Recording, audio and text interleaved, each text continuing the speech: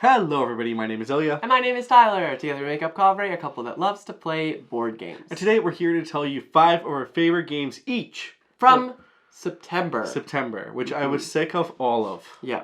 But we still managed to play 30 games? Or 20, I think 27 unique games. More plays of those games. Okay.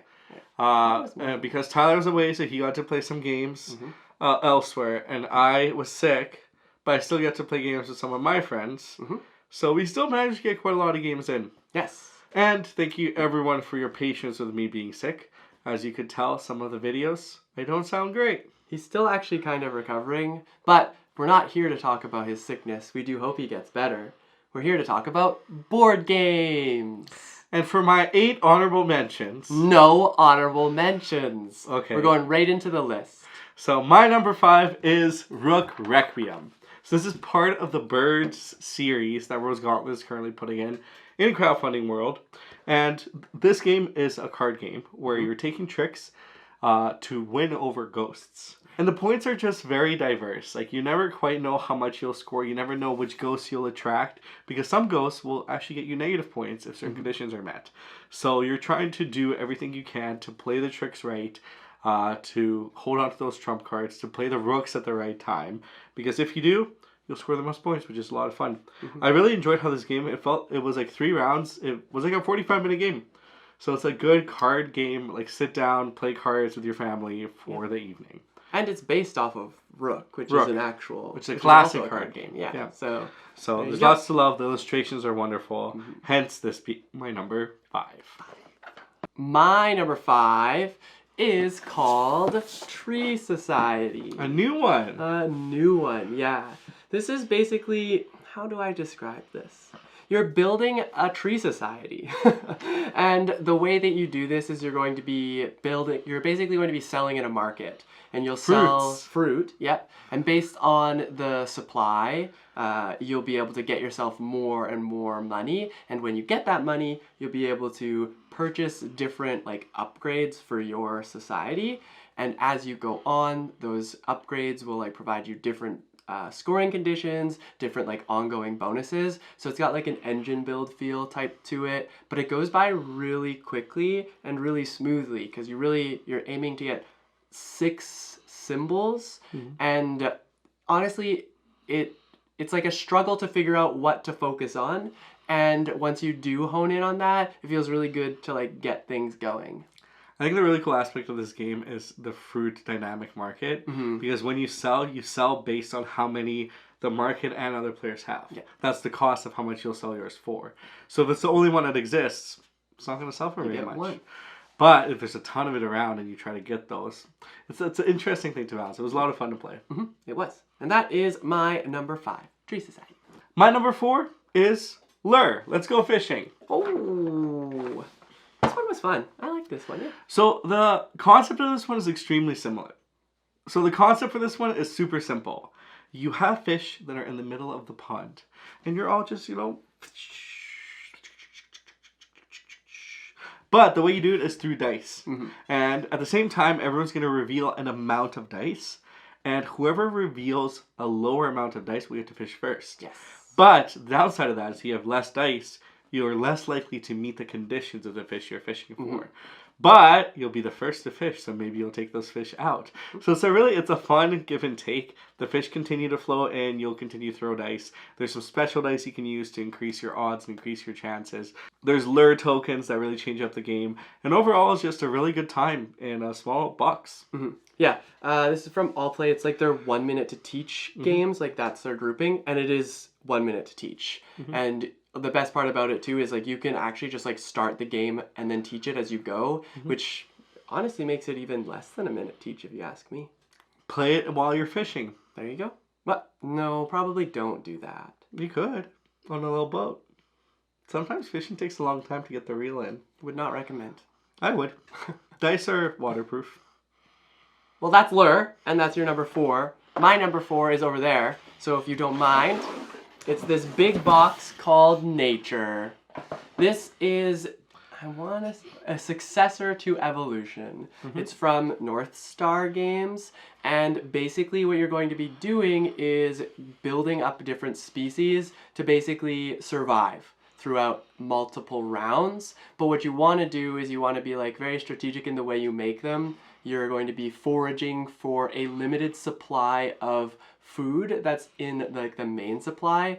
Now there are tricks and tips that you can like do to like not always have to forage from there, but once that runs out, you still have to feed your animals, and if you can't, your animals start to die off, and it's this very interesting like balance.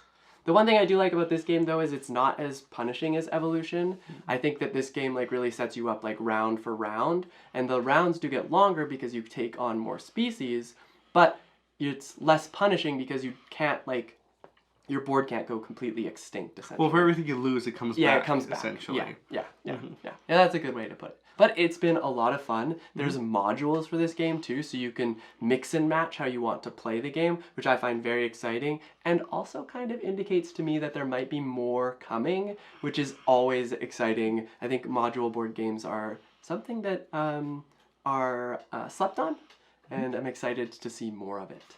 Yeah, I think it's really cool because you really can, at the very base game, you can introduce this game to anybody, get playing. It's super simple to jump into, but then you can really scale it out to be the game that you want it to be, in the game that is to your taste, and potentially invite others to join that as well.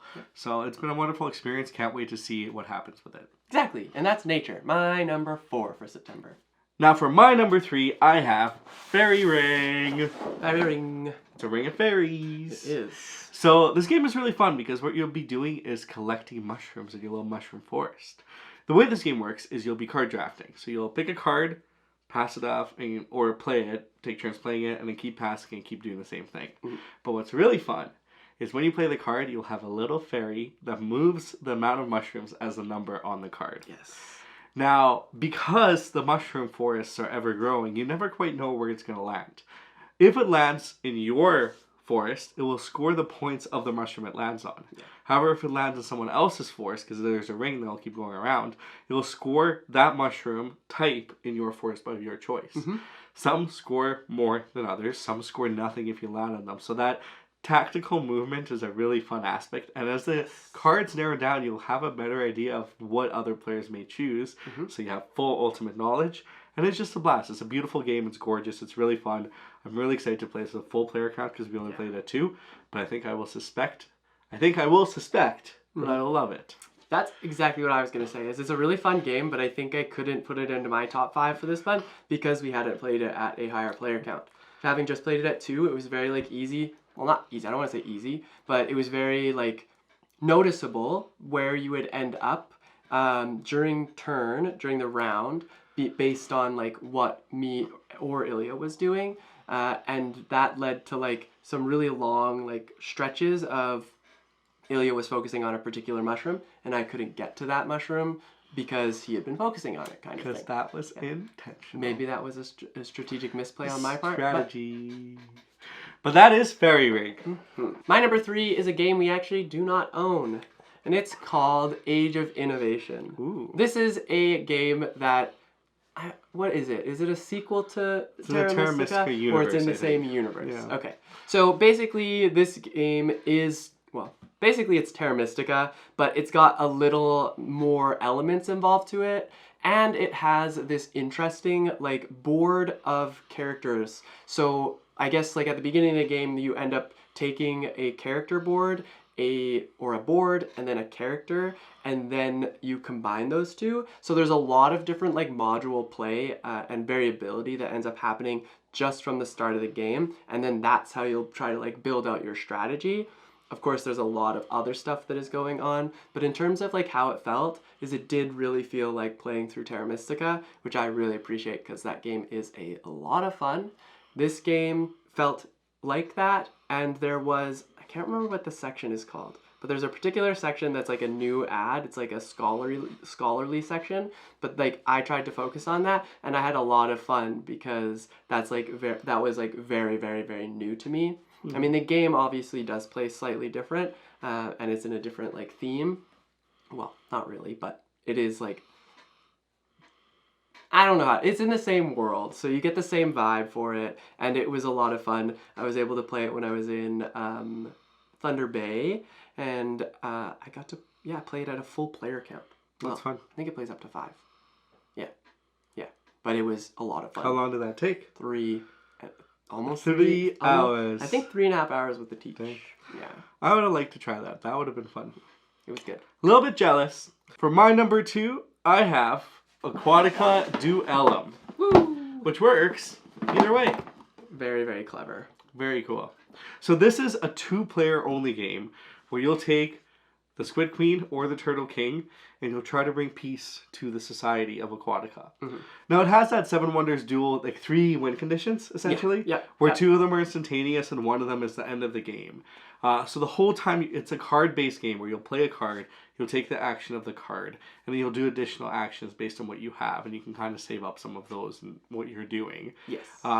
But what I really liked about it is you never felt like you were winning or losing. Or if you felt like you were winning, you could still lose at any point. It felt like a really, really tight game every time I played this game. So I would really recommend this one. It's coming out next year, but we did a how to play video for it. So learn all about it, all of how gorgeous it is. And generally, I can see this becoming one of my favorite 2-player games. High praise. High praise. I actually have not played this one yet. And I've really been wanting to play it. Rude. Of course, I know how to play it because Ilya did the how to play for this, and it seems like a lot of fun. I also haven't played Aquatica. No, neither have I. So that's like a whole other like discovery thing that I'm excited to do, because if this is anything like Aquatica, then I'm going to definitely want to play that one as well. My number 2 is actually our first crossover, and that means it's Ilya's number 1. So I'm going to let him introduce it. Because it is the Anarchy. Ooh. Does this art and box look slightly familiar? Yes. It sure does. It sure does. Because it is the spiritual successor, I want to say, to Hadrian's Wall. It's the same designer, it's the same publisher. It is now on Kickstarter for one more day, but the Anarchy is... Mwah. Yes. I'll let you talk about it first because I've been talking a lot, but then I'll do all the love languages to it. Oh yeah, that's fair. So, like Ilya said, this is the successor to Hadrian's Wall, and you get the same crunchy combos that you can expect from that game in this game. I think it's cleaned up a little bit more, and they've introduced this like what is it called? Your castle, your area. The coin section. Yeah, there's a cool area that like is part of your defense where you're playing like a tower defense, and you've got to like strategically upgrade those because the way that you are now being attacked. Oh, I was thinking of the coin thing of where you can branch out and get different people. Oh yeah, that's I was cool thinking too. of a different section of the board. No, so your little you've got castle. like a castle. Your castle, yeah. Right. You've got your castle that you've got to like upgrade or think about upgrading in various different ways based on the attacks that you were like kind of expecting. The tricky part is you know maybe what kind of attacks you're doing, but you don't know what direction they're coming from. For some of them. For some of them. Yeah. Regardless, it is like this trick and balance because like one card you can like focus in on like doing all of that, but then the next card is going to be the complete opposite, and you're not going to be able to prepare yourself for it as effectively as you want to unless you're able to recruit the right amount of people. So it's again this resource management game that's like very crunchy, still feels very solitaire, but also like the game grows on you is how I would put it. Is at first when you play it, you're still just trying to figure it out, and it feels like if you've played Hadrian's Wall, you'll be familiar with this feeling of like, how do I navigate through actually doing well in this game? And then you also have to be willing to lose stuff in this one, I think at least. And I think that's really important, just juggling all of that. For that reason, I think the Anarchy has been a quality game this month, and I'm excited to show and play more of this game. It's my favorite of the month for a few reasons. Number one, like Tyler said, it has been really cleaned up. I think a lot of the things make more sense. I think the graphic design is a little bit more cohesive. And they introduced a new deck of cards that lets you resolve like a bunch of that right side of the page in a really fun way. Like each of them plays slightly differently. They're different mini games almost that you kind of have. Like one of them is tournament and you're jousting and you're trying to make sure you hit them while they're hitting your shield or missing you. So a really interesting aspect in that way. The other thing too is they've introduced a campaign mode. So not only can you actually go through a campaign mode in a solo game, you can use those scenarios to level up your complexity, which the first game did not have. So having that various complexity with multiple players, the way that you approach the game, the way that you really experience the anarchy is just fantastic. I love these types of games. They make me really happy because essentially it's one of those things where you flip a card, you draft some cards, and you're all sitting around enjoying a quality experience of a game. But it is really self-driven. And like Tyler said, there's a lot of discovery. So this game will not be for everybody because there's so many decisions initially, especially, that you can make. But for those that love Hadrian's Wall, this game is a must in your collection. It was a ton of fun and I would highly recommend it. Yeah, I'll also note that they're not the same game. No. They do feel very different against each other. It's just the same, like, mechanics. The same, like, system exists in both of these games, and it's good to see. It is. And that is the Anarchy. Last but not least, we have my number one game for the month, which is also a game I played while I was away. And this is called A Feast for Odin. I love A Feast for Odin, and I'm sad I did not get to play it. Not only did I get to play A Feast for Odin, I also got to play the expansion, which we do not own. And I was thoroughly surprised with the expansion. I went hard into the animals because they've introduced like a pig and a horse, and there's just like a neat like transition of like how they fit into your board, and then also like pigs just always breed. So I had like, I don't know how many pigs, but I had a lot of pigs at the end of the game. I probably should have like sold them or like upgraded them to fit onto my board, but it was fun to see and it was a really good time. I got to play it at 4-player count. I play this game a lot on BGA, but to be able to play it in person was a whole other experience, and I was super grateful for that. And yeah, I really think the expansion makes this game a lot better too. I'm very jealous. I want to play this game. It's been a while since I've played it, and I really, really, really like this game. So, yeah. Good number one. Hey, F.E.'s for Odin. And that's been our top top 5 games for each of us for the month of September. What was your favorite game in September? A Feast for Odin. Good. Trick question. Trick question. Trick question. Well, actually, that question was for you because that is our question of the day. What is your favorite game in September, and who did you play it with? Yeah, let us know down in the comments below, and of course if you like this type of content, give us that thumbs up, hit that subscribe button if you are new here, and hang on just a second because we've got giveaway announcement winners. We do. So I do apologize. We were supposed to do these announcements like a month ago, but because I was ill, it has slipped the radar. So now we are here. Yes. And we had a wonderful birthday celebration for me. And we had 2 wonderful giveaways. One consisting of the Anarchy and Scarabray as a pledge. And the other, the all-in of Paladins, the expansions and the core game, because that is Tyler's favorite game. Yes, exactly. So for the winner of the Paladin Showcase, we have... Hooray! You have to point. Oh, this person. Exactly. And then for Scarabray and the Anarchy, we got... Dun, dun, dun, dun. Congratulations. Yes. We'll be contacting you. We've already have in the comments, so we're just hoping to get an email. Again, if anyone contacts you outside of our email or outside of our YouTube, they're not real. There's always some scams going on. Yeah. So keep an eye out for that. And we really appreciated you answering and celebrating Tyler's birthday with us. It was a ton of fun. Yeah, it was. It was great, and I loved doing it. And big shout out to Garfield Games for allowing us to keep on doing the giveaway like this. Yeah, thank you for the sponsorship. Now, we will have some fun giveaways when we do our 4-year celebration, which is coming up in a month. November. So mark your calendars. Get ready to celebrate with us 4 years of Kovray. Yes, exactly. Can you believe it? Holy moly. Holy guacamole, you should say. Holy guacamole. Anyways, at this point, we're rambling. So we will see you in the next one. Thanks so much for being here. Goodbye. Bye.